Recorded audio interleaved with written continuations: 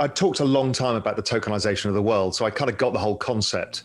But Bitcoin was the pure play for the economic situation we were in, right? Made the total sense, right? Easiest narrative, first port of call, lowest down the risk curve. So that made sense.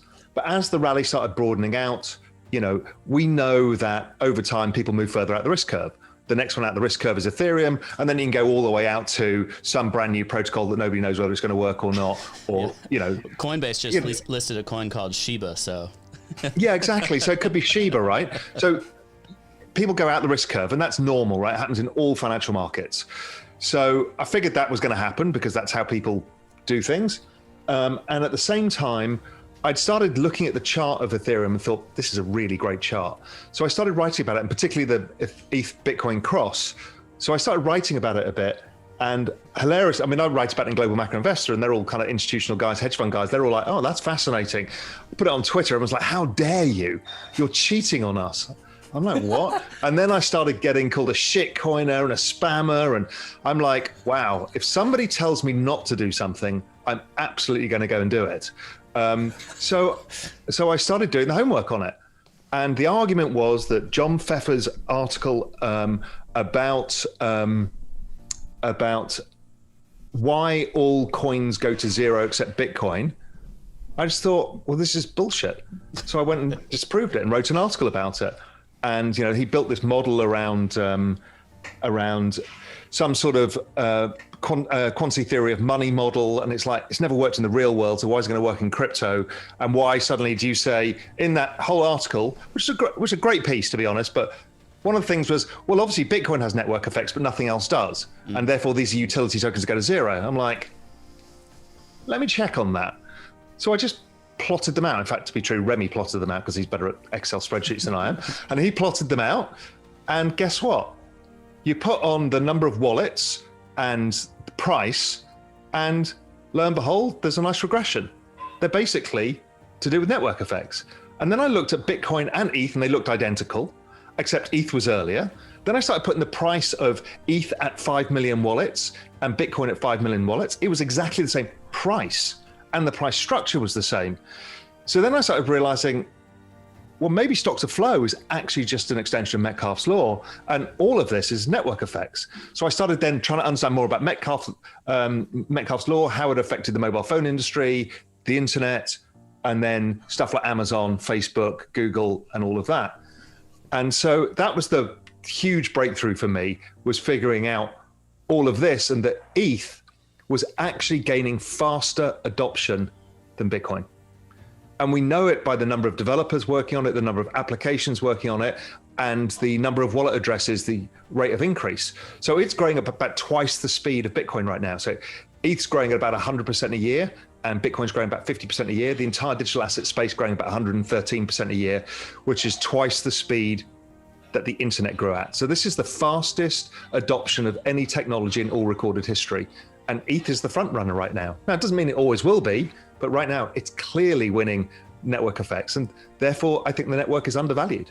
The chat wants to know what Metcalfes Law is. There's a picture on the screen that gives the basic idea. It says if... Yeah, so the key thing here is you can have one telephone, two telephones, and I can talk to you. A bunch of us have telephones, and we can call each other. But once you create nodes that interconnect with each other, you create millions of touch points. And that is the value of the network, because then you can use the network for various things. Mm-hmm. So it's that exact bottom chart is what happens when, particularly, for example, in this ETH space, as I said, you've got apps, developers, institutions, speculators, trader, I mean, everybody, investors, all on that network. That's an incredibly robust network. We know that the Bitcoin network is valuable for the attributes of Bitcoin. So there's going to be value, but is there a more finite value to that than there is to a multi-node version of Ethereum? It sounds like Ethereum should be worth more. That's not to take anything away from Bitcoin. It's not like Bitcoin's shit or anything else. It's like these are two different things, and the attributes, the network attributes of ETH are probably stronger. Now, can that change? I mean, there's a bunch of people who tell you the Lightning Network, Taproot, and all of this stuff is going to change the future of Bitcoin. but I'm not sure that people want to use this pristine asset as the basis of everything. I think they quite like it as the base layer of the lot. And so I don't think it gets adopted as fast as people think, but it will do. And all of these worlds will blur. There's not, it's not either or one or the other. I think everything kind of blends in some sort of interoperability, and many will have key functions. So as Bitcoin moves towards ETH, which is what Taproot and Lightning are doing, ETH is moving towards Bitcoin, which is ETH 2.0. So they're all kind of blending each other's attributes, and that's fine too. It's not a competition. It's a kind of symbiotic relationship, I think. Okay, I wanted to allocate money into a basket of other alts. I didn't know which ones. I knew ETH and Bitcoin I wanted. I have no idea which other project is going to get proper network effects. Everybody kind of screams about them all day on Twitter, but there's not many of them that have yet. Some of them are starting to. So I just said, right, I'm just going to choose a kind of basket of 10. And I'm going to have a mix of protocols like Cardano, Polkadot for interoperability. I'm going to choose some DeFi stuff. I'm going to choose just a bunch of stuff and just watch it. And they all went up 250% or something in a month and a half. I'm like, okay, that's quite fun.